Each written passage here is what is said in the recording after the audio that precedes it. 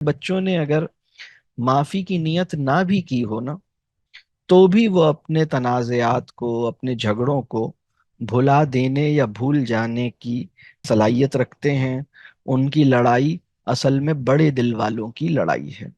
یعنی مثال کے طور پر آپ نے اوور ہیئر کیا، دو بچوں میں آپس میں بات ہو رہی، ہو سکتا ہے وہ اپنی سگی بہن سے کہہ رہا ہو کہ اب میں کبھی تم سے بات نہیں کروں گا، اور اس نے بھی جواب میں اتنی ہی زور سے بولا، میں بھی اب کبھی تم سے بات نہیں کروں گی۔ اب دونوں نے یہ دو جملے بول دیا اور پوری قوت سے چیخ کے بولے ہیں۔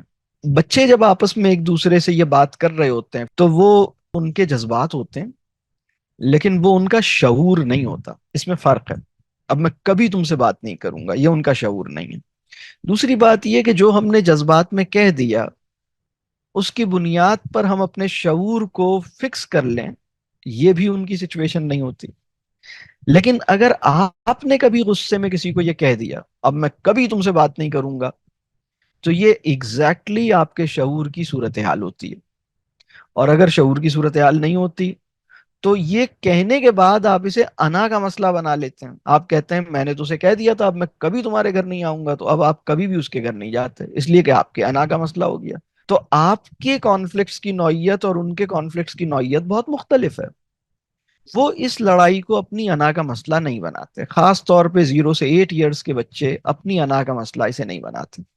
لیکن چھوٹے دل والے لوگ جب بڑے دل والوں کی لڑائی دیکھتے ہیں تو انہیں لگتا ہے کہ یہ جو وربل ایکسچینج ہو رہا ہے، یہ کانفلکٹ کی انٹینسٹی کو واضح کر رہا ہے، ڈپکٹ کر رہا ہے، حالانکہ انٹینسٹی آف کانفلکٹ ان کے وربل ایکسچینج سے بالکل ظاہر نہیں ہوتی۔ وہ ایک بڑے دل والوں کی لڑائی ہے۔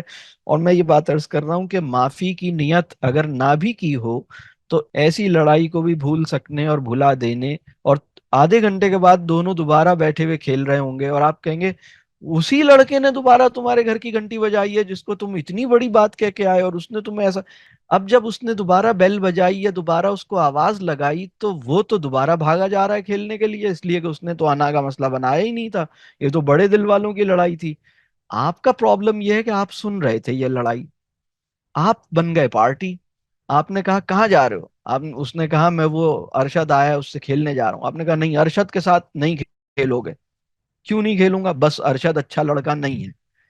یہ جو آپ نے حرکت کی ہے نا، یہ ہے کانفلکٹس کو نیکسٹ لیول پہ لے جانا۔